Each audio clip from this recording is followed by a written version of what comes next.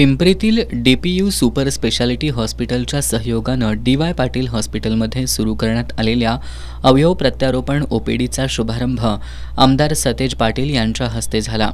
यावेळी DPU super speciality हॉस्पिटलचे director doctor Sanjay Pathare, हृदय प्रत्यारोपण तज्ज्ञ डॉक्टर अनुराग गर्ग, आंतरराष्ट्रीय कार्डिओलॉजिस्ट डॉक्टर विवेक मनाडे, डी.वाय. पाटील अभिमत विद्यापीठ कोल्हापूरचे कुलगुरू डॉक्टर राकेश कुमार मुदगल आदींची यावेळी प्रमुख उपस्थिती होती। यावेळी बोलताना आमदार सतेज पाटील यांनी आजच्या धावपळीच्या युगात विविध कारणांमुळे अवयव निकामी होण्याचं आणि त्यामुळे जीवन धोक्यात येण्याचं प्रमाण वाढतंय। काही वर्षांपूर्वी हृदयरोग आणि त्यानंतर कॅन्सरसाठी मदतीची मागणी होत होती। आता ही जागा अवयव प्रत्यारोपणानं घेतल्याचं त्यांनी सांगितलं।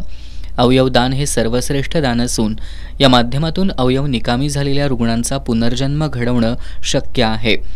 कोरोनानंतरच्या काळात कोल्हापूर हे वैद्यकीय हब बनलं असून या ठिकाणी अवयव प्रत्यारोपण सुविधा सुरू होणं अत्यंत गरजेचं होतं। या माध्यमातून अनेक गरजवंतांना उत्तम सेवा करण्याची संधी डी.वाय. पाटील ग्रुपला मिळणार आहे। जिल्ह्यातील लोकांना अवयव प्रत्यारोपण सुविधा सुरू करण्याबाबतचा विचार सुरू झाला आणि डॉक्टर भाग्यश्रीताई पाटील आणि डॉक्टर संजय डी. पाटील यांच्या एकत्रित प्रयत्नातून ही ओपीडी आज सुरू करता आली, याचा आनंद होत असल्याचं आमदार सतेज पाटील यांनी सांगितलं। शिवाय ब्रेन डेड झालेल्या रुग्णांची संख्या प्रचंड आहे। आजही देशात दररोज 20 लोक अवयव मिळत नसल्यानं मृत्युमुखी पडतात। हे थांबवण्यासाठी पुढाकार घ्या, असं आवाहन आमदार सतेज पाटील यांनी केलं। मला वाटतं दोन्ही युनिव्हर्सिटीचं मनापासून अभिनंदन आहे आणि या ओपीडीतून जाणारे पेशंट्स निश्चितपणे बरे होऊन पुन्हा एकदा आपलं आयुष्य, नवं आयुष्य, म्हणजे organ donation is like recycling your life, म्हणजे आपण रिसायकल करतो डोनेशन, आणि मला वाटतं तो एक उपक्रम वापरला गेला पाहिजे। 1 ऑगस्ट मला वाटतं ऑर्गन डोनेशन डे 1 ऑगस्ट काहीतरी आहे, त्या दिवशी किंवा त्याच्यापर्यंत काही मॅक्झिमम पेशंट्सना आपल्याला करता येतील का?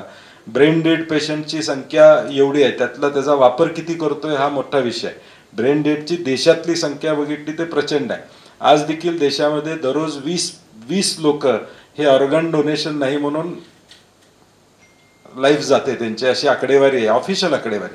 म्हणजे हे जर सगळं थांबवायचं असेल तर मला वाटते we should take a initiative, and I think this 2 universities have taken a great initiative in coming together. Wish them all the best from me and I am happy.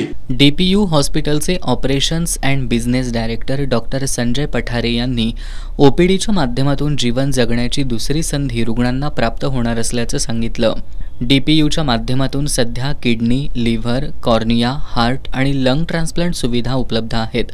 या उपचारांसाठी कोल्हापुरातील रुग्णांना आता पुण्यात येण्याची गरज नाही। सर्व प्राथमिक तपासण्या इथंच करणं शक्य होणार असल्याचं त्यांनी सांगितलं। हृदय प्रत्यारोपण तज्ज्ञ डॉक्टर अनुराग गर्ग यांनी अवयवदानाची प्रक्रिया आणि अवयव प्रत्यारोपणाची प्रक्रिया याबाबत सविस्तर माहिती दिली।